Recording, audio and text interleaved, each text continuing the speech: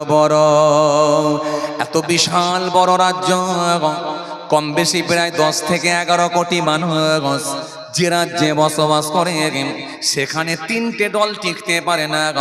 CPM এর সঙ্গে কখনো তৃণমূলের মারামারি, কখনো তৃণমূলের সঙ্গে আবার সিপিএম এর মারামারি, কখনো দেখা যায় কংগ্রেসের সঙ্গে বিজেপির মারামারি, কখনো দেখা যায় বিজেপির সঙ্গে কংগ্রেসের মারামারি, কখনো দেখা যায় বিজেপির সঙ্গে তৃণমূলের মারামারি, কখনো দেখা যায় তৃণমূলের সঙ্গে বিজেপির মারামারি। এ বলে ওকে হাঁটাতে পারলে পুরোটাই আমি নেব, ও বলে ওকে হাঁটাতে পারলে পুরোটাই আমি নেব। কেন্দ্রে আছে বিজেপি সরকার, এই বিজেপি সরকার সে বলছে কেন্দ্রে থেকে আমার মজা হচ্ছে না, আমি চাই গোটা দেশ আমার। অনেকগুলো রাজ্য আমার আয়ত্তে নিয়েছি, দখল করেছি, এখন আমি চাই গোটা দেশ আমার চাই, সব রাজ্যগুলো আমি চাই। লাস্টে যখন পেরে উঠতে পারে না, টাকা আমারও হয় না, ইভিএম মেশিনের কারচুপি করা তাও যখন হয় না, নতুন করে আবার বলে এসআইআর চালু করো, এবারে যদি হয়তো হবে। কথা ঠিক কি না? কি বলেন কথা? এসআইআর, যে এই এসআইআর দিয়ে বলে সাইজ করব। দাঁড়াও, বড় নেতা বলছে পশ্চিম বাংলা থেকে খালি 1 কোটি রোহিঙ্গা, 1 কোটি রোহিঙ্গা তাড়াতে হবে পশ্চিম বাংলার মাটি থেকে। বড় নেতা, বিরাট চেহারা, বিরাট বড় মুখ, বিরাট বড় মাথা, গাড়িতে চাপলে সামনে গাড়ি আর পেছনে গাড়ি, পুলিশ প্রহরীর পাহারা, এত নিরাপত্তা দিয়ে তাকে নিয়ে যাওয়া হয়। বড় নেতা সে বলছে 1 কোটির ওপরে খালি রোহিঙ্গা বেরোবে। আমি বলি এর মাথার যে কটা তার ছিল সব কটাই গেছে। সারা পৃথিবী খুঁজলে 1 কোটি রোহিঙ্গা পাওয়া যায় না, আর শুধু পশ্চিম বাংলা খুঁজলে 1 কোটি রোহিঙ্গা পাওয়া যাবে? আমি বলি এর মাথার তার যে কটা ছিল সব কটাই গেছে। কথা বুঝতে পারছেন না? হ্যাঁ, মায়ানমারে যারা বসবাস করে তাদেরকে রোহিঙ্গা বলা হয়। এই মায়ানমারে বসবাসকারী ব্যক্তিগুলোকে রোহিঙ্গা বলে। এই মায়ানমারে বসবাস করে কত মানুষ? খুব বেশি হলে 17 লাখের কাছাকাছি মানুষ বসবাস করে। তার ভেতরে বৌদ্ধরা বহু মানুষকে মেরে দিয়েছে, আপনারা জানেন এই খবর। ম্যাক্সিমাম মানুষ ছিটকে গিয়ে বাংলাদেশে চলে গেছে, নেপালে চলে গেছে, পৃথিবীর অন্যান্য দেশে চলে গেছে। ছিটেপোটা যদি কিছু মানুষ যদি আমার ভারতবর্ষে ঢুকে থাকে, সেটা হাতে গোনা কিছু মানুষ হতে পারে, তাও কনফার্ম বলা মুশকিল। কারণ বিহারের জমিনে যে এসআইআর করা হয়েছিল, এই এসআইআর-এতে কম বেশি প্রায় 47 লক্ষ কাছাকাছি মানুষকে বাদ দেওয়া হয়েছে। ভুয়ো ভোটার হতে পারে, মৃত ভোটার হতে পারে ইত্যাদি, যাই হোক সব মিলিয়ে 47 লক্ষর কাছাকাছি। তার ভেতরে খুঁজে পেয়েছে মাত্র, বলছে যেটা আমরা মিডিয়ার মাধ্যম দিয়ে জানতে পেরেছি, মাত্র বলছে 3 জন রোহিঙ্গা খুঁজে পাওয়া গেছে। তো 47 লক্ষর ভেতরে যদি 3 জন রোহিঙ্গা হয়, তো পশ্চিম বাংলায় যদি এসআইআর করে যদি করা হয়, তো 1 কোটি রোহিঙ্গা পাওয়া যায়। এই জন্য আমি বললাম এর মাথা যে কটা তার ছিল সব কটাই গেছে। কথা বুঝে আসছে না? নেতারা আর কি করবে খুঁজে পাচ্ছে না, খালি ক্ষমতা, চেয়ার। নেতাদের ভাষণ দেখেছেন কি উগ্র হয়ে গেছে এরা, পুরো সর্বনাশ। প্রতিহিংসার কারণে কেউ কাউকে যখন আক্রমণ করছে, কি আক্রমণ, ওরে সর্বনাশ। যখন ব্যক্তি কেন্দ্রিক কেউ কাউকে আক্রমণ করে, যেন পারলে মনে হচ্ছে মোবাইলের ভেতর দিয়ে ঘুষি মেরে মেরে ফেলবে, এমন অবস্থা। ওরে সর্বনাশ। আজকে আমরা কোথায়? তো এদের কাছে আপনি কি ভালো আশা করবেন? সে যে দলেরই হোক, আমি কোনো দলের পক্ষপাতিত্ব করে কথা বলছি না, আমি একেবারে নিরপেক্ষভাবে বলছি। কারণ আমি কোনো দল করি না, আমি কোনো পার্টি করি না। আমি ভারতবর্ষের একজন সাধারণ নাগরিক হিসাবে, একজন ভোটার হিসাবে একটা ভোট দিই, যাকে মনে হয় দেওয়া দরকার তাকে দিই। তো সুতরাং আমি আপনাকে যেটা বোঝাতে চাইছি, যে এদের কাছে আপনি কি আশা করবেন, এদের কাছে আপনি কি পাবেন, কি আশা করবেন? এরা এত উগ্র হয়ে গেছে, মোবাইলের মধ্য দিয়ে পারলে একে অপরকে যেন মনে হয় জানে মেরে ফেললে ভালো হয়, যে এইরকম এদের করা ভাষণ। ভাবতে অবাক লাগে, ভারতবর্ষের চিত্রটা এইরকম ছিল না, আজকে আমাদের এইরকম দেখতে হচ্ছে। আমাদের পূর্বপুরুষ কখনো এইরকম চিত্র দেখেনি। এজন্য মনে রাখবেন, ভদ্র হন, শান্ত হন, মানুষের উন্নয়ন করার চেষ্টা করুন, উন্নতি করুন, মানুষ আপনাদের পাশে থাকবে। এসআইআর হচ্ছে হোক, সরকার যেহেতু সিদ্ধান্ত নিয়েছে, নির্বাচন কমিশনের নির্দেশে যখন এসআইআর হচ্ছে, আমরাও এর পূর্ণ সহযোগিতা করছি এবং পূর্ণ সমর্থন জানাচ্ছি। কিন্তু এসআইআরটা নিরপেক্ষভাবে হোক, স্বচ্ছতার সঙ্গে হোক, স্বচ্ছভাবে হোক, তাহলে কোনো সমস্যা নাই। কারণ এ পর্যন্ত আমি যত গ্রামে, যত পাড়ায়, যত জায়গায় জলসায় গিয়েছি, খালি জিজ্ঞাসা করছি, ভাই 2002 সালের লিস্টে আছে গা কারোর নাম? বলে হুজুর আলহামদুলিল্লাহ, আমাদের গোটা পাড়া, গোটা গ্রামে হুজুর কারোর অসুবিধা হবে না ইনশাআল্লাহ। একটু মহব্বতে সুবহানাল্লাহ বলবেন না? কিন্তু আফসোস লাগছে, কখনো বলেন তো, যারা বলেছিল এসআইআর দরকার আছে তারাই এখন কাঁদছে।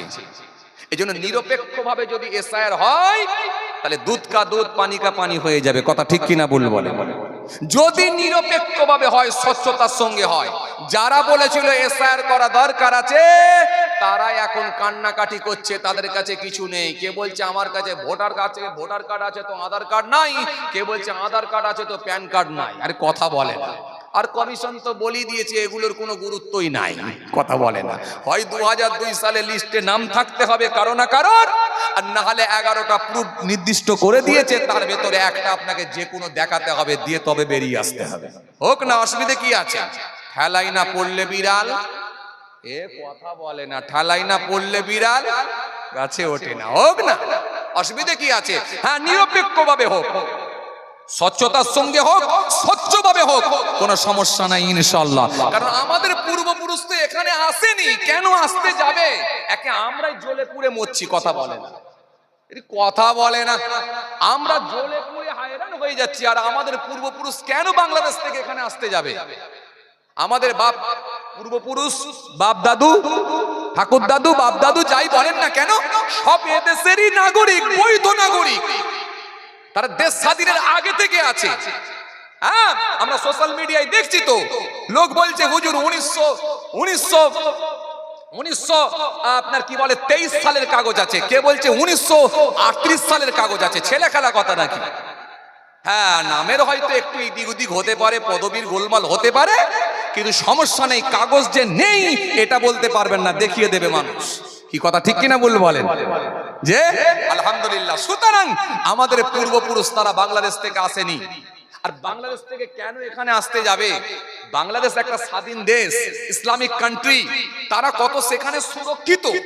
আমরা এখানে জন্মে যেন মনে হচ্ছে কি ভুল কাজ করে ফেলেছি, কথা বলে না, জ্বলে পুড়ে হায়রান হয়ে যাচ্ছি। আজ বলে গরু খেতে দুবুনি, কাল বলে নামাজ পড়তে দুবুনি, পরশুদিন বলে মসজিদ ভেঙে দাও, তারপর দিনে বলে ঈদ পড়তে দুবুনি, কখনো বলছে ওয়াকাবের যে স্টেট, ওই ওয়াকাবের যে ল্যান্ড আছে, সম্পত্তি আছে, সেগুলোকে সব নিয়ে নাও, কখনো বলছে গরু খেতে দুবুনি, কখনো বলছে মাদ্রাসা ভেঙে দাও, কখনো বলছে তালাক তুলে দাও। এই যে একটার পর একটা ভারতবর্ষের রাজনীতি তো এখন শুধু এই একটা কমিউনিটিকে নিয়ে আর দুটো দেশকে নিয়ে, বাংলাদেশ আর পাকিস্তান। এই দুটো দেশ যদি না থাকতো এরা যে কি করে খেত আমি জানি না, আল্লাহই ভালো জানে। কথা ঠিক কিনা বলে যাক, বলতে গেলে অনেক কথা বেরিয়ে আসে। उनका दरो चुमने का सिला मिल गया, उनका दरो चुमने का सिला मिल गया,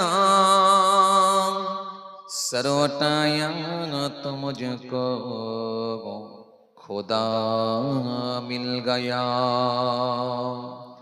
आसियों का बरा मर्तबा मिल गया,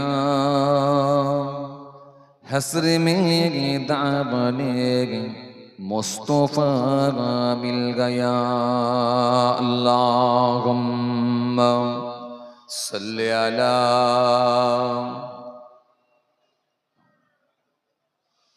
मोहब्बते पढ़ेन व अला आलि।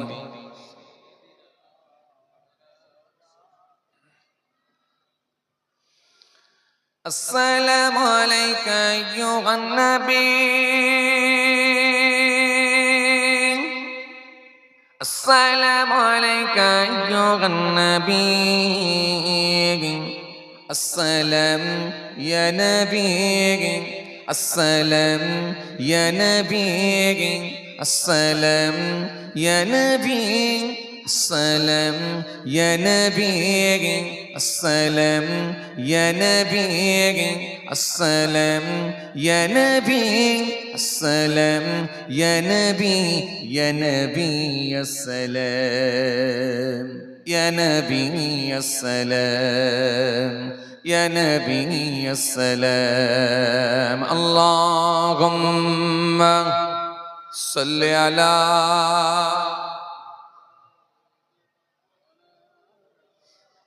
মোহাব্বতে পড়েন ও আলা আলি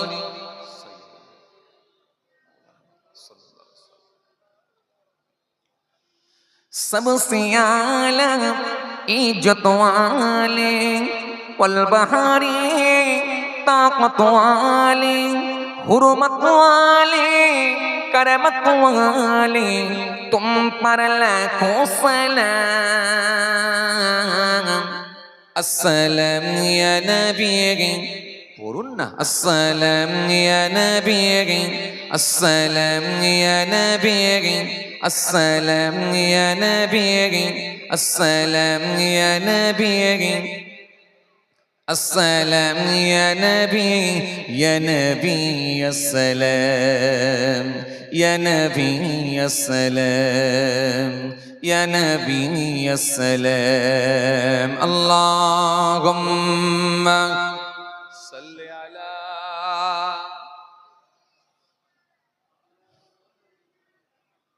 وعلى آله আওয়াজ করে পড়ে وقال الله تعالى في كلامه المجيد والفرقان الحميد يا أيها الناس اعبدوا ربكم الذي خلقكم والذين من قبلكم لعلكم تتقون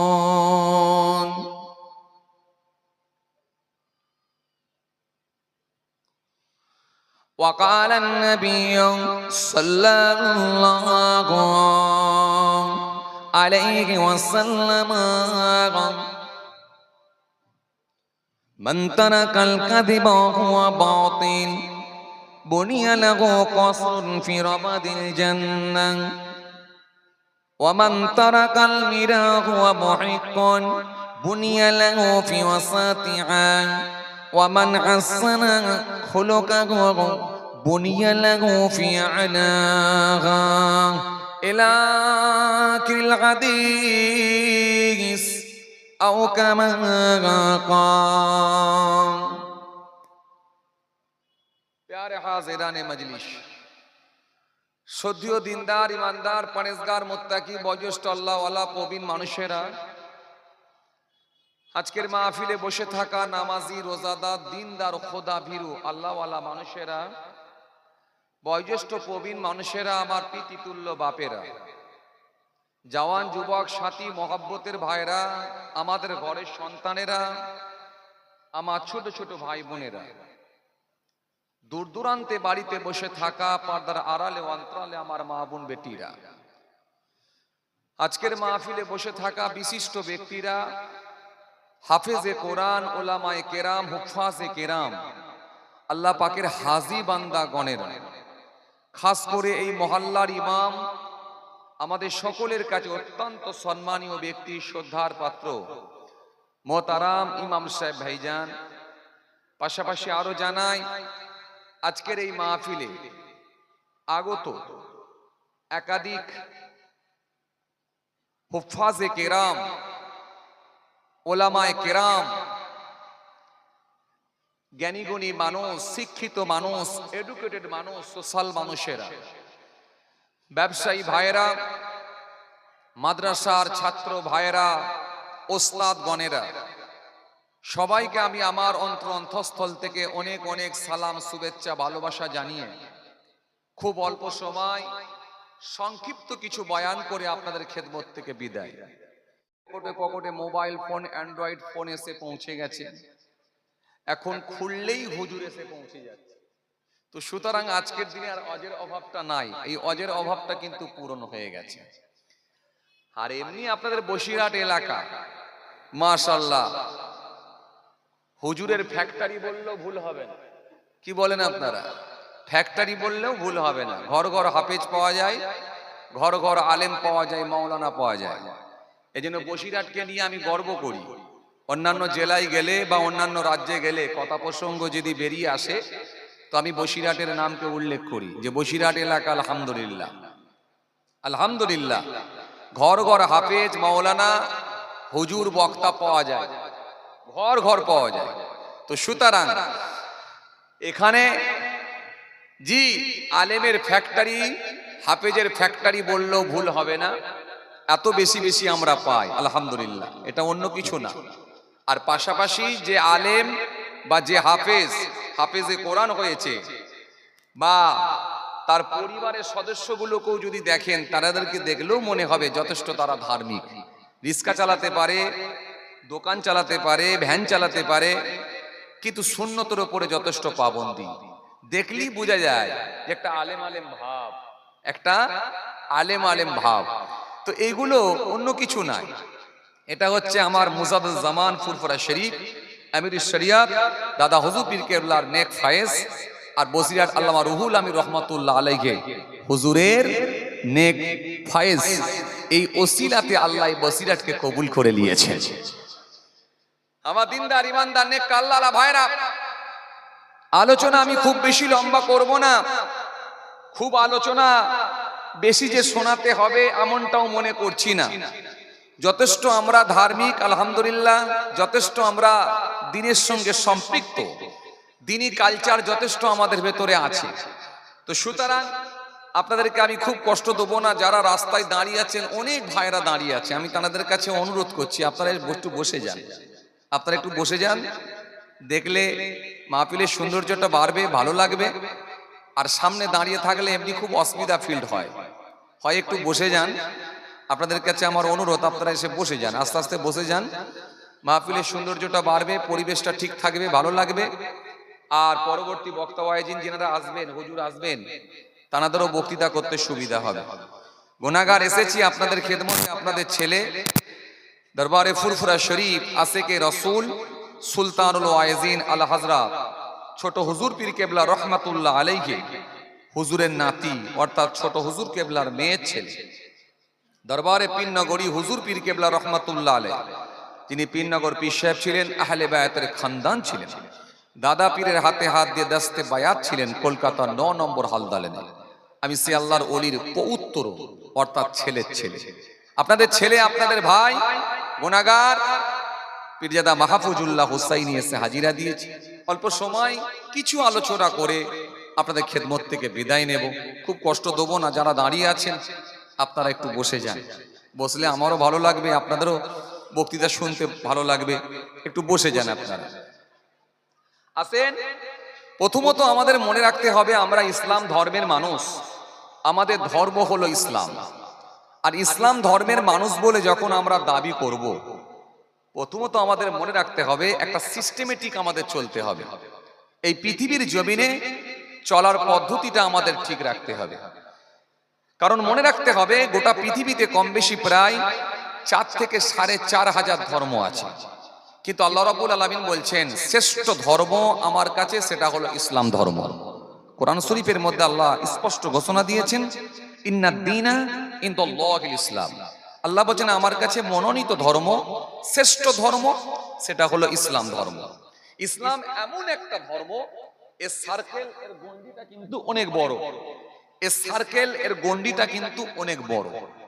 এই জন্য টোটালটাই কিন্তু ইসলাম আপনাকে শিখিয়ে দিয়েছেন, আর টোটালটাই কিন্তু মেনে নেওয়ার নাম হলো ইসলাম। টোটালটা যদি আপনি মেনে নিতে পারেন তবেই আপনি নিজেকে একজন ইসলাম ধর্ম অবলম্বী বলে দাবি করতে পারেন, তবেই আপনি একজন ইসলাম ধর্মের অনুসারী বলে নিজেকে দাবি করতে পারেন। এই জন্য কোরআন শরীফের মধ্যে আল্লাহ রাব্বুল আলামিন বলেছেন উদখুলু ফিস সিলমি কাফা, সম্পূর্ণভাবে ইসলামের মধ্যে দাখিল হও, পরিপূর্ণভাবে ইসলামের মধ্যে দাখিল হও। যাতে করে তোমাদের ভেতরে কোনো ত্রুটি না থাকে। এই ত্রুটি মুক্ত হতে হবে, ময়লা মুক্ত হতে হবে, পাপ মুক্ত হতে হবে।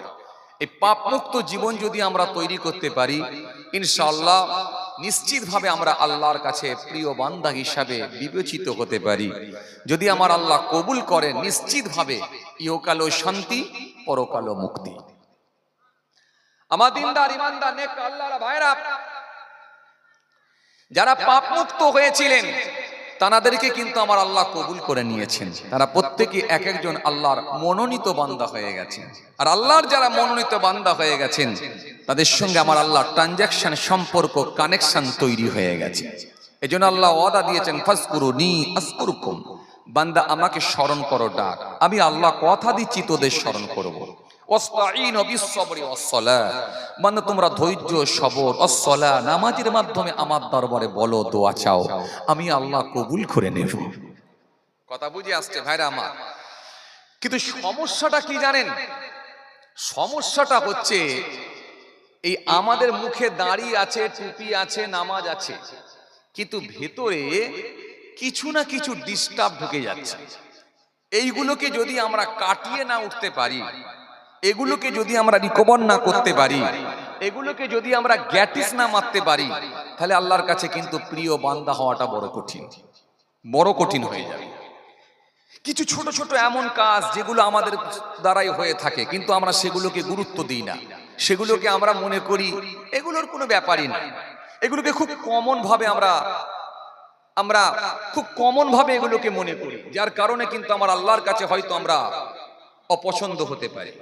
এজন্য আমাদের চেষ্টা করতে হবে কোরআনের এই আয়াতের দিকে, তা'মুরুনা বিল মা'রুফ ওয়া তানহাউনা আনিল মুনকার, এই দিকে খেয়াল রেখে আমাদের পৃথিবীর জমিনে চলার পথটাকে ঠিক করে নিতে হবে। যদি আমরা করতে পারি, নিশ্চিতভাবে আল্লাহর কাছে প্রিয় বান্দা হতে পারবো। কথা বুঝে আসছে? কিন্তু সমস্যা ওই যে বললাম, ডিস্টার্ব কিছু ঢুকে আছে। কথা বুঝে আসছে?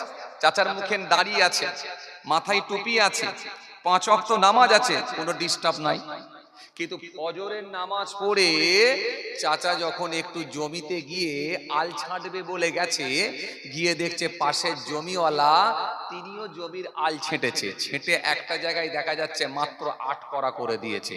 তখন চাচা একটু রেগে গিয়ে মাথার টুপিটাকে পকেটে ভরে নিয়ে পাঞ্জাবিটা খুলে আলের মাথায় রেখে দিয়ে বলছে, নামাজ পড়া ধরেছি বলে কি গালাগালি ভুলে গেছি? কথা মনে বুঝতে পারেনি, বুঝতে পারছেন? তখন চাচা বলছে, নামাজ পড়া ধরেছি বলে কি আমি গালাগালি ভুলে গেছি? বলে কি করলো চাচা, লাল চোখ বের করে বলল, শোন, তো জন্মের আগে থেকে আমি গাল দেয় অভ্যস্ত।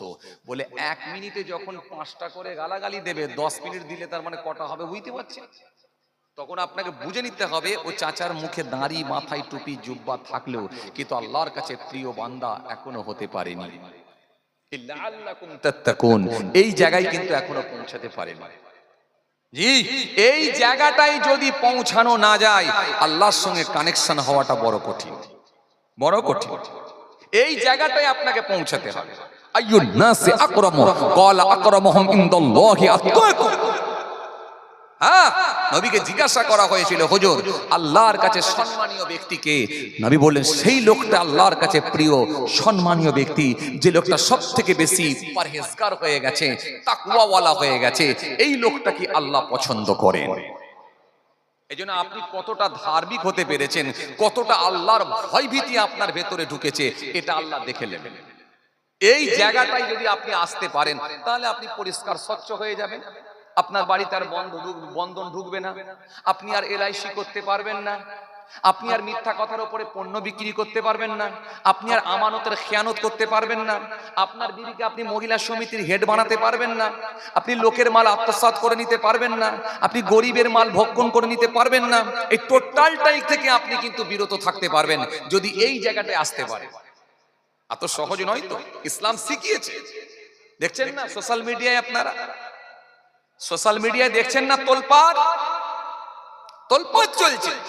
নেতারা ঈদের নামাজও পড়ছে, নেতারা ঈদের নামাজও পড়ছে, জুমার দিনে জুমার 2 রাকাত নামাজও পড়ছে, আবার মসজিদ বানাবে বলে লাফালাফি করছে।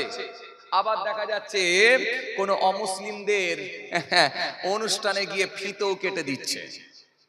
আবার দেখা যাচ্ছে কোনো অমুসলিমদের অনুষ্ঠানে গিয়ে ফিতে কেটে দিচ্ছে, কখনো দেখা যাচ্ছে কপালে আবার ফোঁটাও দিচ্ছে, মানে সবই চালাচ্ছে, সবই চালাচ্ছে। এই সব চালানোর নাম ইসলাম নয়। এই জন্য আপনাকে কিছু কাজ আছে সেগুলো বর্জন করতে হবে। যেগুলো ইসলাম শিখিয়েছে সেই বর্জন যদি আপনি না করতে পারেন, সেগুলো থেকে যদি বিরত না থাকতে পারেন, তাহলে আল্লাহর সঙ্গে কানেকশন, সম্পর্ক তৈরি করাটা বড় কঠিন হবে, কঠিন হবে। এজন্য মনে রাখবেন, কোরআন শরীফের মধ্যে আল্লাহ বলেছে, ইনতাজতানিবু কাবাইরা মা তুনহাউনা আনহু নুকাফিরুকুম সাইয়্যাতিকুম ওয়া নুদখিলুকুম মুদখালান কারীমা। আল্লাহ বলেছে, বান্দা তোমরা যদি বড় গুনাহগুলো থেকে বিরত থাকতে পারো, বেঁচে যেতে পারো, বড় গুনাহগুলো থেকে যদি তোমরা বেরিয়ে আসতে পারো, বর্জন করতে পারো, তোমাদের ছোট গুনাহগুলোকে আমি আল্লাহ মাফ করে দিয়ে সম্মানজনক স্থানে প্রবেশ করিয়ে দেব। ছোট গোনাগুলোকে আমি আল্লাহ ক্ষমা করে দেব, তোমরা যদি বড় গোনাগুলো থেকে বাঁচতে পারো। এই বড় গোনার গুলোর ভেতর থেকে একটা মারাত্মক বড় গোনা, সেটা হলো শিরিক। শিরিকের গুনাহ আল্লাহ মাফ করবেন না যদি বিনা তওবায় মারা যায়। ইন্নাল্লাহা লা ইয়াগফিরু আন ইউশরাকা বিহি ওয়া ইয়াগফিরু মা দুনা যালিকা লিমান ইয়াশা ওয়া মান ইউশরিক বিল্লাহি ফাকাদ ইফতারা ইসমান আযীম। ইন্নাল্লাহা লা ইয়াগফিরু আন ইউশরাকা বিহি ওয়া ইয়াগফিরু মা দুনা যালিকা লিমান ইয়াশা ওয়া মান ইউশরিক বিল্লাহি ফাকাদ দাল্লা দালালান বাঈদ। কোরআন শরীফের মধ্যে আল্লাহ এক জায়গায় নয়, একাধিক জায়গায় খালি শিরিক সম্পর্কে আলোচনা করেছেন। এই শিরিকের গুনাহ কিন্তু আল্লাহ মাফ করবেন না, শিরিকের গুনাহ আল্লাহ ক্ষমা করবেন না যদি বিনা তওবায় মারা যায়। শিরিক কি? শিরিকটা হলো আরবি শব্দ, আরবি কথা, জি, যার আবিধানিক অর্থ হলো সমকক্ষ মনে করা, সমকক্ষ মনে করা বা সমতুল্য মনে করা। আল্লাহর জায়গায় অন্যজনকে সমতুল্য মনে করা, এটা হলো শিরিক। এই শিরিক প্রত্যক্ষভাবে যদি কেউ শিরিক করে, যদি বিনা তওবায় মারা যায়, আল্লাহ তাকে ক্ষমা করবেন না, মাফ করবেন না, মাফ করবেন না যদি বিনা তওবায় মারা যায়। তার ভেতরে একটা মারাত্মক, যেগুলো আমরা নেতাদের ভেতরে দেখতে পাই, জি, আমরা দেখি, কি দেখি, আমরা দেখি ঈদের নামাজও পড়ছে, আবার জুমার নামাজও পড়ছে, আবার দেখা যাচ্ছে তারা ঈদের নামাজ জুমার নামাজ পড়লেও আবার দেখা যাচ্ছে কোথাও গিয়ে কপালে ফোঁটাও দিচ্ছে, কোথাও গিয়ে সিজদাও দিচ্ছে। এই যে কপাল সিজদা, এটা আল্লাহ কিন্তু ক্ষমা করবেন না, মাফ করবেন না। আল্লাহর জায়গায় অন্য কাউকে আসন দেওয়া, আল্লাহর জায়গায় অন্য কাউকে স্থান দেওয়া, জায়গা দেওয়া, এটা আমার আল্লাহ কখনো ক্ষমা করবেন না, মাফ করবেন না, কখনো আমার আল্লাহ ক্ষমা করবেন না। এই শিরিকের গুনাহ আল্লাহ রাব্বুল আলামিন মাফ করবেন না, এতে শিরিক কিন্তু আমার আল্লাহ ক্ষমা করবেন না। ডাইরেক্ট আমার আল্লাহ কোরআনের মধ্যে জানিয়ে দিয়েছেন। কথা বুঝে আসছে ভাইরা আমার, বন্ধুরা আমার, বাবাজিরা আমার, যে কথা বুঝাতে চাইছিলাম, জি, কিন্তু এই শিরিক আমাদের সমাজে দেখা যায় বহু মানুষের ভেতরে ঢুকে আছে। জি, আমরা কোনো মাজারে গেলে, কোনো দরগায় গেলে, কোনো পীরের কাছে গেলে, যদি আমাদের এই রকম মনে এসে যায় যে আমার মনের কথাটা হুজুর জানে, কথা বলে, আমার মনের কথাটা হুজুর জানে, পীর আমার সব জানে, এই পীরকে যদি হাজির বলে মেনে নেওয়া হয়, পীরকে যদি মনে হয় সব সময় আমার কাছেই আছে, বা আমার ভিতরের খবরটা পীর বলে দিতে পারবে, শিরিক হয়ে যাবে, প্রত্যক্ষভাবে শিরিক হয়ে যাবে। এই শিরিকের গুনাহ কিন্তু আল্লাহ ক্ষমা করবেন না, মাফ করবেন না। ভাইরা আমার, বন্ধুরা আমার, সাথী মহব্বতের ভাইরা, ভুল বুঝবেন না, রাগ করবেন না। জি, কোন কাবা, কোন মাজার, কোন দরগাকে এত বেশি সম্মান দেওয়া, এত বেশি তাজিম করা, যে কাবা শরীফের থেকেও বেশি তাজিম দেওয়া হচ্ছে, সম্মান দেওয়া হচ্ছে, এটাও শিরিক হতে পারে। আমরা দেখি, জি, কদিন আগে আমি মালদায় প্রোগ্রামে গেলাম, মালদায় প্রোগ্রামে গিয়ে একটু জিয়ারতে গেলাম। তো জিয়ারতে গিয়ে হযরত শাহ সুফি ওসমান আখি রহমাতুল্লাহ আলাইহির মাজার জিয়ারত করতে গেলাম। সেখানে দেখলাম কিছু ভক্ত, কিছু শিষ্য, তারা কি হারে হাই রে হাই শিরিক করছে, একেবারে কপাল ঠেকিয়ে মাথা ঘষছে। জি, আর ওই চত্বরে কাবা শরীফের তোয়াফের নাই ঘুরছে, খালি কাবা শরীফের তোয়াফের নাই ঘুরছে। হ্যাঁ, কথা বুঝতে পারছেন না? মাজারে পরিদর্শন করছে, ঘুরছে, কাবা শরীফের তোয়াফের ন্যায়। কথা বুঝতে পারছেন? তোয়াফের ন্যায় ঘুরছে আর চুমু খাচ্ছে, একেবারে পানি দিয়ে ধুচ্ছে। এগুলো প্রত্যক্ষভাবে শিরক। কত মানুষ আসছে, শত শত মানুষ এসে কপাল, নাক, সিজদা দিয়ে একেবারে ঘিচড়ে দিচ্ছে। এই কপালটা কারোর জন্য নয়।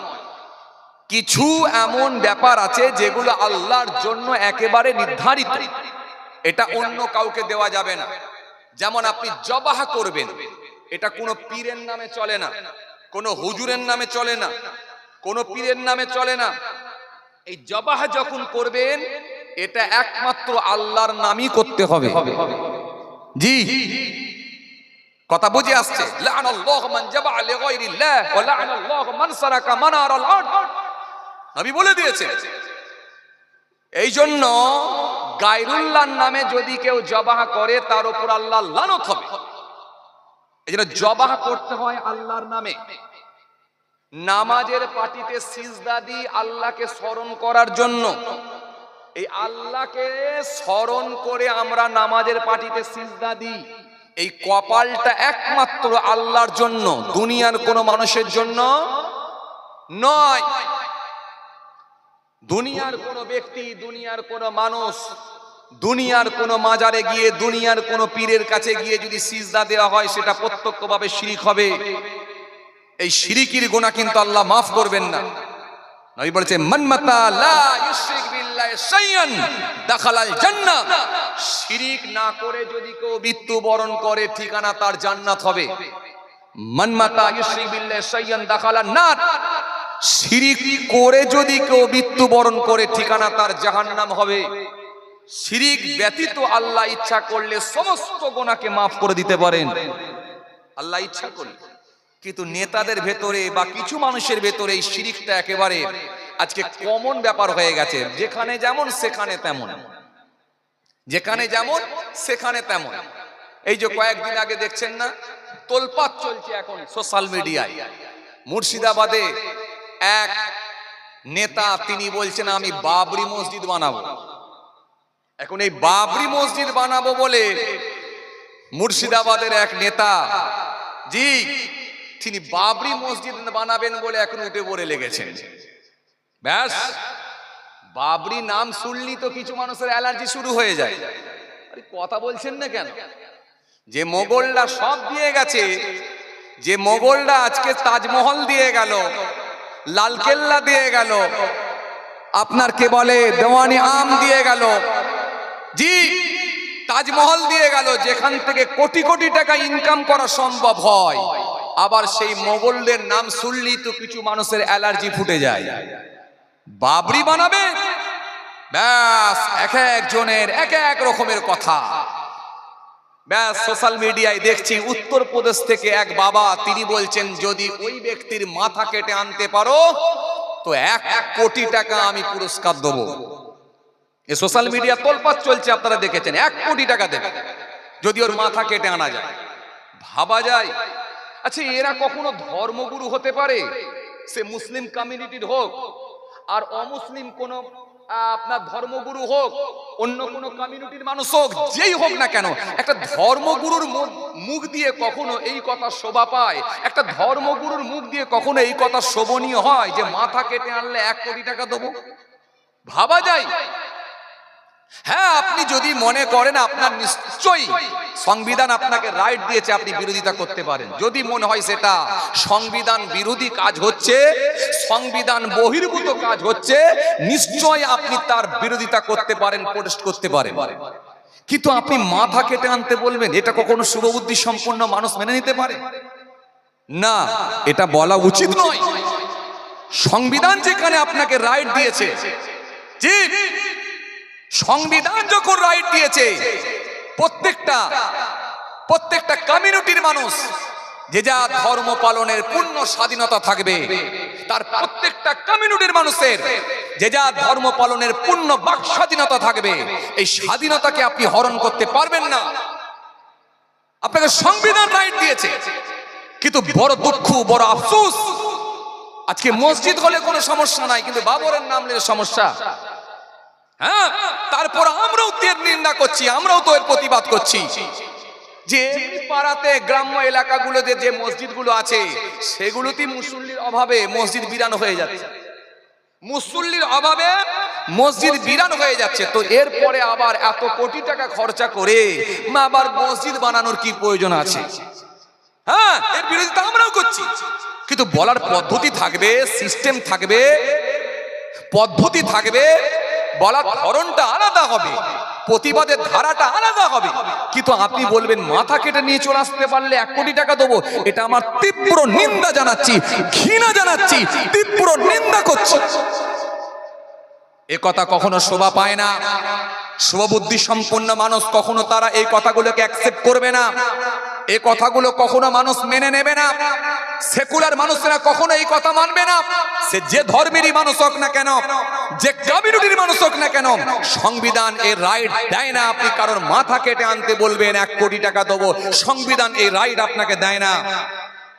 এই জন্য মনে রাখবেন, হ্যাঁ মনে রাখবেন, দেশ হয়তো কেউ পরিচালনা করছে, ঠিক আছে, আজ ক্ষমতা আছে বলেই ক্ষমতার অপব্যবহার করা যাবে না। মনে রাখবেন একটা সিস্টেমেটিক চলতে হবে। ভারতবর্ষের একটা সংবিধান আছে, একটা সিস্টেম আছে, এই সিস্টেম অনুযায়ী একটা ল অনুযায়ী চলতে হবে প্রত্যেকটা মানুষকে। আইন কারোর জন্য কিন্তু কোনো আইন কারোর কোনো কথা শুনবে না, আইন আইনের পথে চলবে। ভাইরা আমার, বন্ধুরা আমার, সাথী মহব্বতের ভাইরা, তারপরও আমরা বলবো সেই এমএলএ সাহেবকে, যদি আপনার কিছু করতে হয় এমন একটা জিনিস করুন যাতে করে প্রত্যেকটা কমিউনিটির মানুষ, প্রত্যেকটা কমিউনিটির মানুষ, সমগ্র জাতির, সমগ্র আপনার কমিউনিটির মানুষের, সমগ্র মানুষের যেন উপকারে আসে, প্রত্যেকটা কমিউনিটির মানুষের যেন উপকার আসে। আপনি একটা বড় শিক্ষা প্রতিষ্ঠান করুন, একটা হসপিটাল করুন, আপত্তি নাই, কিন্তু মসজিদ করার জন্য কিছু সিস্টেম আছে। মসজিদ গায়ের জোরে হয় না। মসজিদ করার জন্য আপনাকে জানতে হবে হালাল টাকার দরকার এবং হালাল জায়গার দরকার, হালাল টাকার জায়গা হওয়া দরকার, এবং মসজিদ যেখানে হবে সেখানে পর্যাপ্ত মুসল্লির দরকার। মুসল্লি যদি না থাকে মসজিদ বিরান হয়ে যাবে। এই জন্য গায়ের জোরে ট্যাসেলে গিয়ে কোনো জিনিস করে না, আর ইসলাম এটাকে অ্যাকসেপ্ট করে না। আপনাকে যদি করতে হয় আপনি বড় শিক্ষা প্রতিষ্ঠান করুন, হসপিটাল করুন, আমরা নিশ্চয়ই আপনাকে সাধুবাদ দেবো, নিশ্চয়ই আপনাকে আমরা সমর্থন করব, নিশ্চয়ই আপনাকে আমরা সাবাস দেবো, নিশ্চয়ই আপনাকে আমরা স্যালুট করব। ভাইরা আমার, বন্ধুরা আমার, সাথী মহাব্বতের ভাইরা, যাই হোক, আমি যে কথা আপনাদের বোঝাতে চাইছিলাম, এই শিরিকের গুনাহ কিন্তু আল্লাহ মাফ করবেন না, ক্ষমা করবেন না। এই জন্য শিরিক থেকে আমাদেরকে দূরে থাকতে হবে, দূরে থাকতে হবে। হে তরুণিয়া নওজওয়ান জামাকেরা, হে আমার মুরব্বিয়ানেরা, বাবারা সুরেকে দিয়ে, আর আপনি যদি শিরিক মুক্ত জীবন তৈরি করতে পারেন, নিশ্চিতভাবে আল্লাহর কাছে প্রিয় বান্দা হয়ে যাবে। কেন? আমার আল্লাহর ওয়াদা আছে, আমার আল্লাহর কথা আছে, যে বান্দা আমার হয়ে যাবে আমি আল্লাহ কথা দিচ্ছি আমিও তার হয়ে যাব। তরুণিয়া নওজওয়ান জামাকেরা,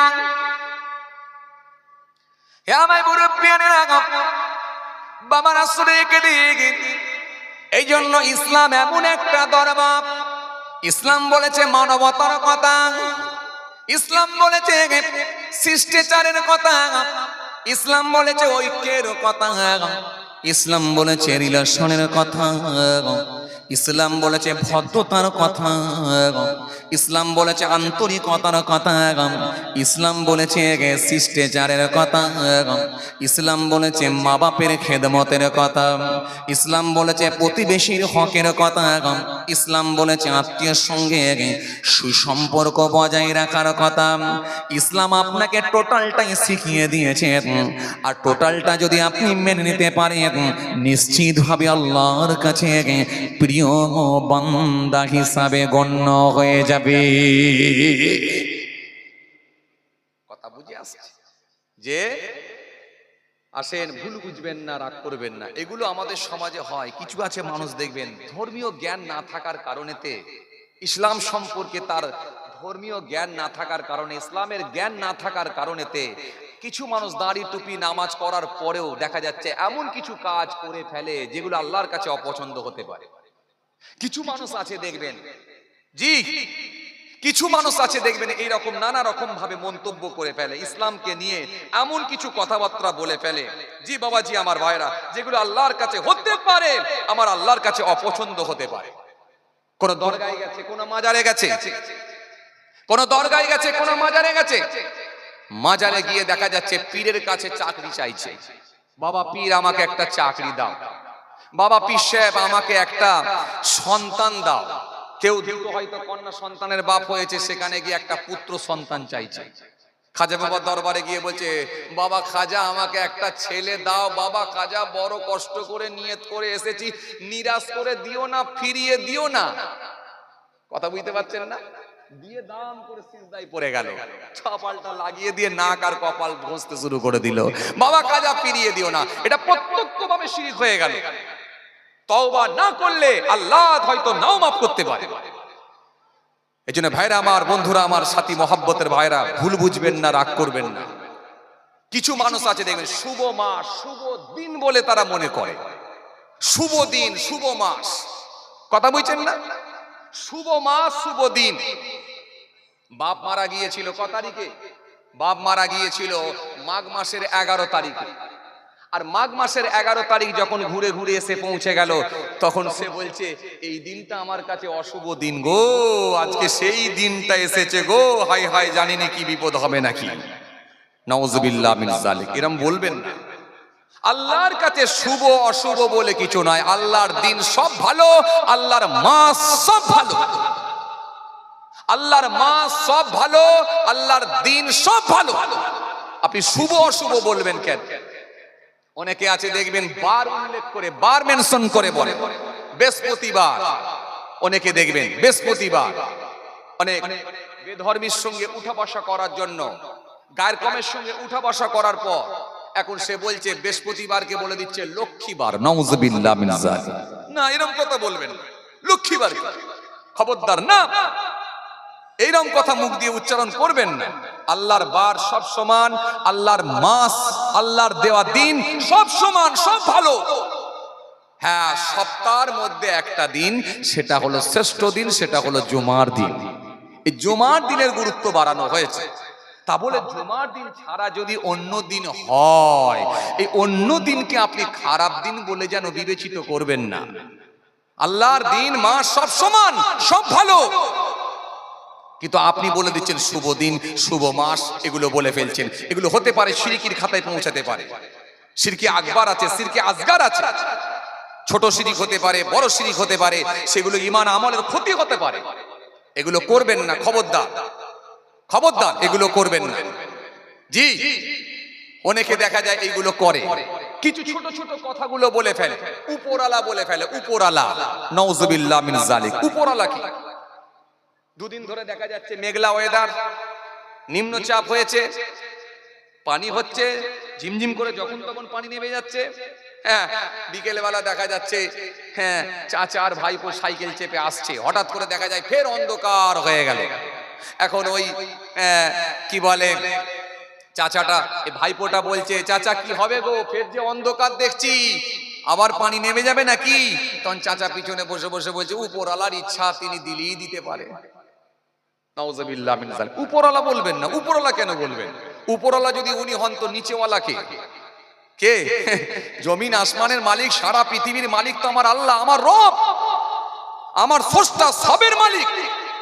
হ্যাঁ, আল্লাহু লা ইলাহা ইল্লাহু, আল্লাহ তিনি ছাড়া কোনো মাবুদ নাই। আল হাইয়ুল কাইয়ুম, তিনি চিরস্থায়ী, চিরজীবী, ছিলেন, আছেন, থাকবেন। লা তাখুযুহু সিনাতুম ওয়ালা নাউম, যিনার তন্দ্রা নাই, ঘুম নাই, আরাম নাই, বিশ্রাম নাই, সব বিষয়ে যিনি অবগত। মহব্বতে বলবেন না একটু সুবহানাল্লাহ। কে আল্লাহ? কুল হুয়াল্লাহু আহাদ, বলো সে আল্লাহ হলেন এক বা একক। আল্লাহুস সামাদ, তিনি বেনিয়াজ, কারো মুতাফেক্কি নন। লাম ইয়ালিদ, তিনি কাউকে জন্ম দেননি। ওয়া লাম ইউলাদ, তিনি কারো জন্মিত নন। ওয়া লাম ইয়াকুল লাহু কুফুয়ান আহাদ, আকাশ জমিনে আল্লাহর সমকক্ষ আর কিছুই নাই। কথা বুঝে আসছে না? জি, সে আল্লাহ। এই জন্য তো আমরা এক আল্লাহ বিশ্বাসী, কথা ঠিক কিনা ভুল বলে? চারটে আল্লাহ হতে পারে না, ছটা আল্লাহ হতে পারে না, নাউজুবিল্লাহ। ছটা আল্লাহ হলে মারামারি লেগে যাবে, কথা ঠিক কিনা ভুল বলে? জি হ্যাঁ। এক কম্বলে 10 ফকির, শান্তি সুখে নিদ্রা যায়।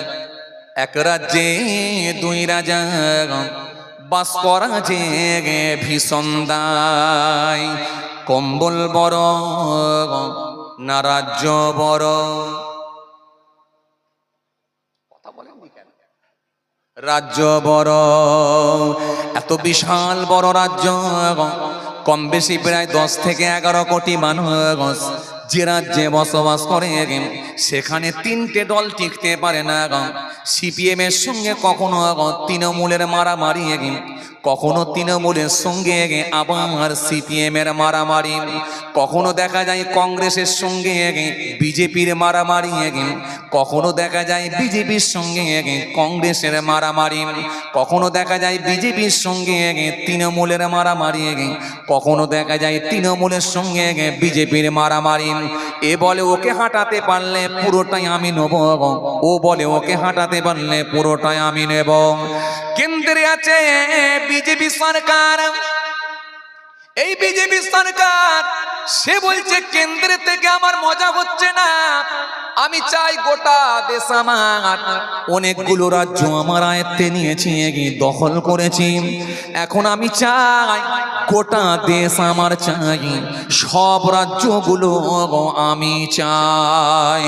লাস্টে যখন পেরে উঠতে পারে না, টাকা আমারও হয় না, ইভিএম মেশিনের কারচুপি করা তাও যখন হয় না, নতুন করে আবার বলে এসআইআর চালু করো, এবারে যদি হয়তো হবে। কথা ঠিক কিনা? কি বলেন কথা? এসআইআর, যে এই এসআইআর দিয়ে বলে সাইজ করব। দাঁড়াও, বড় নেতা বলছে পশ্চিম বাংলা থেকে খালি 1 কোটি রোহিঙ্গা, 1 কোটি রোহিঙ্গা তাড়াতে হবে পশ্চিম বাংলার মাটি থেকে। বড় নেতা, বিরাট চেহারা, বিরাট বড় মুখ, বিরাট বড় মাথা, গাড়িতে চাপলে সামনে গাড়ি আর পেছনে গাড়ি, পুলিশ প্রহরীর পাহারা, এত নিরাপত্তা দিয়ে তাকে নিয়ে যাওয়া হয়। বড় নেতা, সে বলছে 1 কোটির ওপরে খালি রোহিঙ্গা বেরোবে। আমি বলি এর মাথার যে কটা তার ছিল সব কটাই গেছে। সারা পৃথিবী খুঁজলে 1 কোটি রোহিঙ্গা পাওয়া যায় না, আর শুধু পশ্চিম বাংলা খুঁজলে 1 কোটি রোহিঙ্গা পাওয়া যাবে? আমি বলি এর মাথার তার যে কটা ছিল সব কটাই গেছে। কথা বুঝতে পারছেন না? হ্যাঁ, মায়ানমারে যারা বসবাস করে তাদেরকে রোহিঙ্গা বলা হয়। এই মায়ানমারে বসবাসকারী ব্যক্তিগুলোকে রোহিঙ্গা বলে। এই মায়ানমারে বসবাস করে কত মানুষ? খুব বেশি হলে 17 লাখের কাছাকাছি মানুষ বসবাস করে। তার ভেতরে বৌদ্ধরা বহু মানুষকে মেরে দিয়েছে, আপনারা জানেন এই খবর। ম্যাক্সিমাম মানুষ ছিটকে গিয়ে বাংলাদেশে চলে গেছে, নেপালে চলে গেছে, পৃথিবীর অন্যান্য দেশে চলে গেছে। ছিটেপোটা যদি কিছু মানুষ যদি আমার ভারতবর্ষে ঢুকে থাকে, সেটা হাতে গোনা কিছু মানুষ হতে পারে, তাও কনফার্ম বলা মুশকিল। কারণ বিহারের জমিনে যে এসআইআর করা হয়েছিল, এই এসআইআরতে কম বেশি প্রায় 47 লক্ষ কাছাকাছি মানুষকে বাদ দেওয়া হয়েছে। ভুয়ো ভোটার হতে পারে, মৃত ভোটার হতে পারে ইত্যাদি, যাই হোক সব মিলিয়ে 47 লক্ষর কাছাকাছি। তার ভেতরে খুঁজে পেয়েছে মাত্র, বলছে যেটা আমরা মিডিয়ার মাধ্যম দিয়ে জানতে পেরেছি, মাত্র বলছে 3 জন রোহিঙ্গা খুঁজে পাওয়া গেছে। তো 47 লক্ষর ভেতরে যদি 3 জন রোহিঙ্গা হয়, তো পশ্চিম বাংলায় যদি এসআইআর করে যদি করা হয়, তো 1 কোটি রোহিঙ্গা পাওয়া যায়। এই জন্য আমি বললাম এর মাথা যে কটা তার ছিল সব কটাই গেছে। কথা বুঝে আসছে না? নেতারা আর কি করবে খুঁজে পাচ্ছে না, খালি ক্ষমতা, চেয়ার। নেতাদের ভাষণ দেখেছেন কি উগ্র হয়ে গেছে এরা, পুরো সর্বনাশ। প্রতিহিংসার কারণে কেউ কাউকে যখন আক্রমণ করছে, কি আক্রমণ, পুরো সর্বনাশ। যখন ব্যক্তিকেন্দ্রিক কেউ কাউকে আক্রমণ করে, যেন পারলে মনে হচ্ছে মোবাইলের ভেতর দিয়ে ঘুষি মেরে মেরে ফেলবে, এমন অবস্থা, পুরো সর্বনাশ। আজকে আমরা কোথায়? তো এদের কাছে আপনি কি ভালো আশা করবেন? সে যে দলেরই হোক, আমি কোনো দলের পক্ষপাতিত্ব করে কথা বলছি না, আমি একেবারে নিরপেক্ষভাবে বলছি। কারণ আমি কোনো দল করি না, আমি কোনো পার্টি করি না, আমি ভারতবর্ষের একজন সাধারণ নাগরিক হিসাবে, একজন ভোটার হিসাবে একটা ভোট দিই, যাকে মনে হয় দেওয়া দরকার তাকে দিই। তো সুতরাং আমি আপনাকে যেটা বোঝাতে চাইছি যে এদের কাছে আপনি কি আশা করবেন, এদের কাছে আপনি কি পাবেন, কি আশা করবেন? এরা এত উগ্র হয়ে গেছে, মোবাইলের মধ্য দিয়ে পারলে একে অপরকে যেন মনে হয় জানে মেরে ফেললে ভালো হয়, যে এইরকম এদের কড়া কড়া ভাষণ। ভাবতে অবাক লাগে, ভারতবর্ষের চিত্রটা এইরকম ছিল না, আজকে আমাদের এইরকম দেখতে হচ্ছে। আমাদের পূর্বপুরুষ কখনো এইরকম চিত্র দেখেনি। এই জন্য মনে রাখবেন, ভদ্র হন, শান্ত হন, মানুষের উন্নয়ন করার চেষ্টা করুন, উন্নতি করুন, মানুষ আপনাদের পাশে থাকবে। এসআইআর হচ্ছে হোক, সরকার যেহেতু সিদ্ধান্ত নিয়েছে, নির্বাচন কমিশনের নির্দেশে যখন এসআইআর হচ্ছে, আমরাও এর পূর্ণ সহযোগিতা করছি এবং পূর্ণ সমর্থন জানাচ্ছি। কিন্তু এসআইআরটা নিরপেক্ষভাবে হোক, স্বচ্ছতার সঙ্গে হোক, স্বচ্ছভাবে হোক, তাহলে কোনো সমস্যা নাই। কারণ এ পর্যন্ত আমি যত গ্রামে, যত পাড়ায়, যত জায়গায় জলসায় গিয়েছি, খালি জিজ্ঞাসা করছি, ভাই 2002 সালের লিস্টে আছে গা কারোর নাম? বলে হুজুর আলহামদুলিল্লাহ, আমাদের গোটা পাড়া, গোটা গ্রামে হুজুর কারোর অসুবিধা হবে না ইনশাআল্লাহ। একটু মহব্বতে সুবহানাল্লাহ বলবেন না?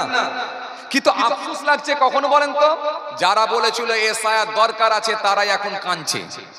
এজন্য নিরপেক্ষভাবে যদি এসআইআর হয়, তাহলে দুধ কা দুধ, পানি কা পানি হয়ে যাবে। কথা ঠিক কিনা বলবো?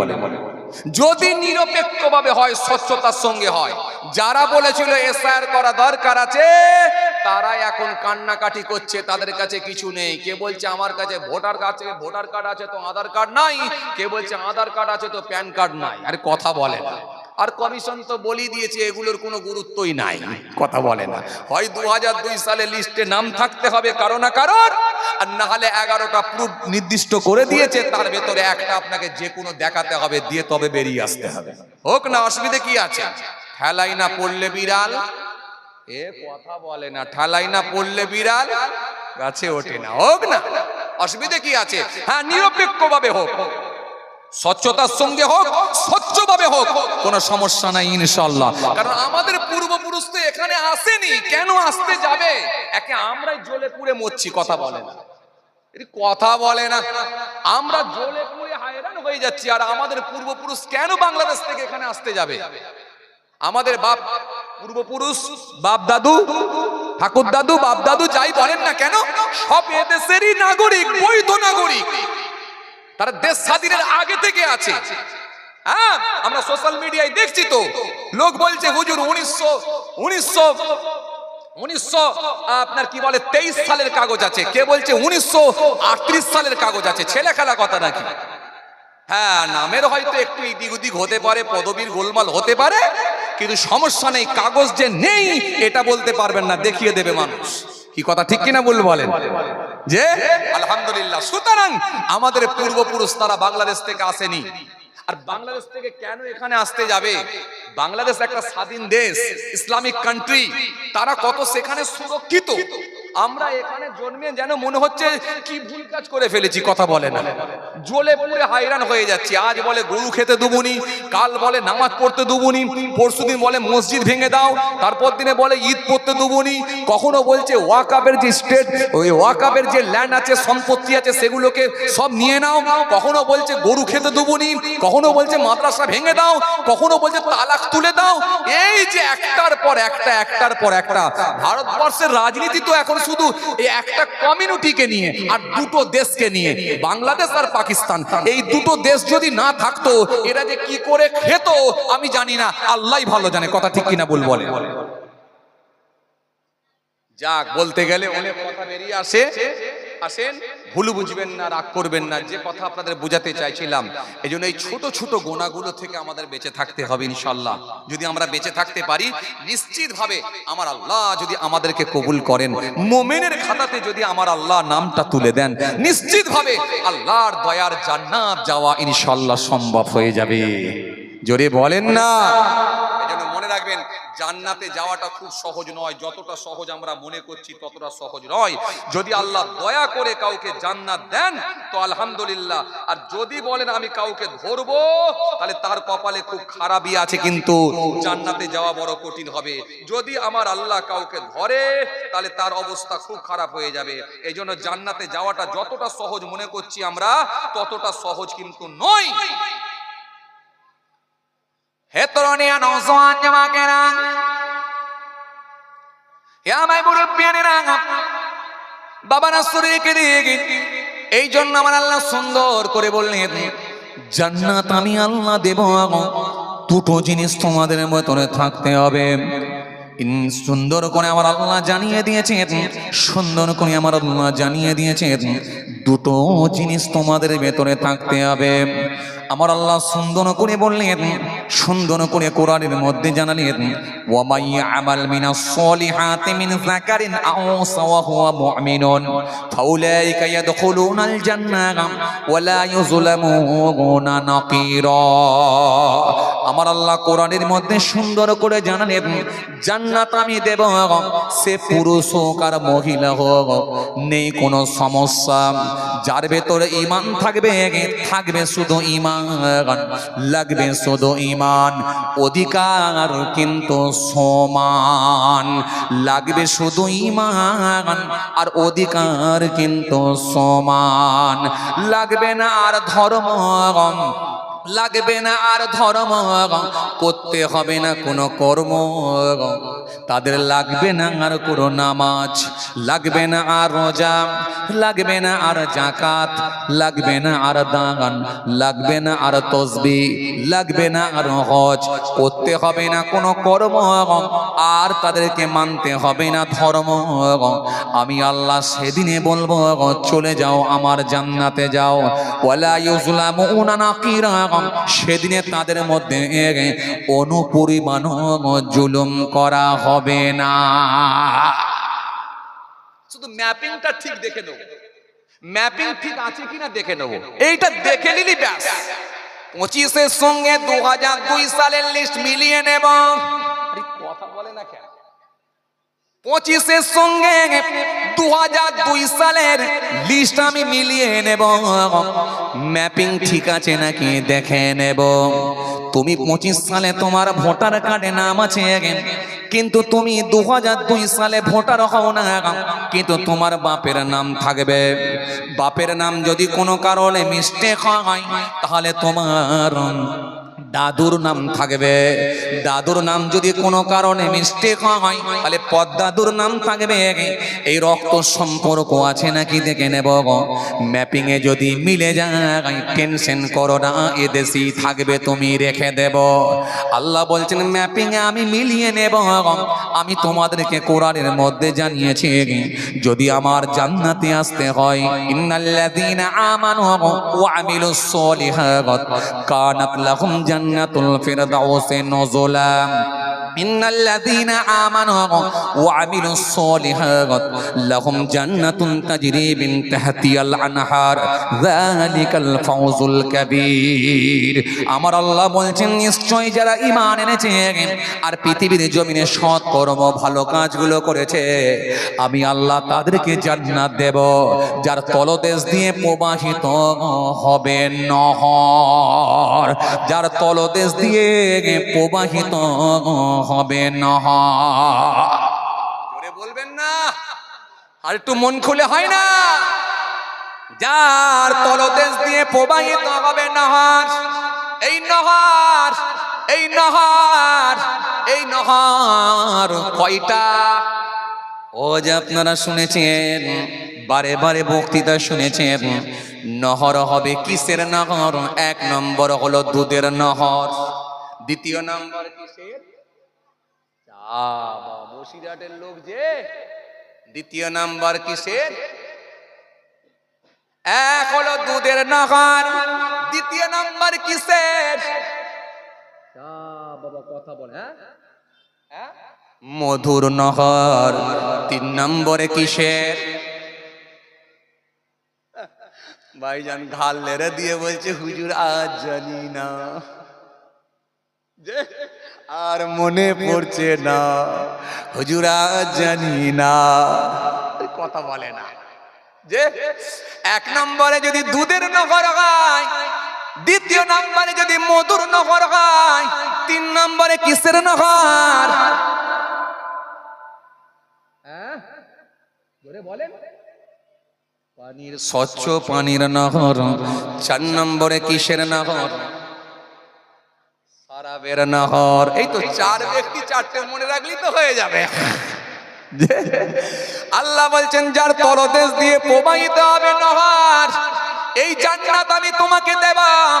ও বান্দা, পৃথিবীতে এই বাংলোতে কেউ থাকতে পারে না, এমনকি ভারতবর্ষের জমিনে সব থেকে ধনী লোক যার নাম হলো মুকেশ আম্বানি, এই মুকেশ আম্বানিও এই বাড়িতে থাকতে পারবে না।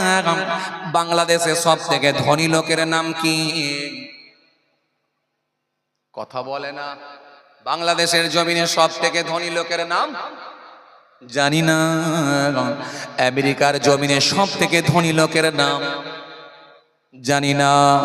দুবাইয়ের জমিনে সব থেকে ধনী লোকের নাম জানি না। হুজুর ও দেশগুলো আমার লাগবে না, খালি আমার দেশটা আমি জেনে নিয়েছি। কথা ঠিক কি না? আচ্ছা, আমার দেশে সব থেকে ধনী লোকের নাম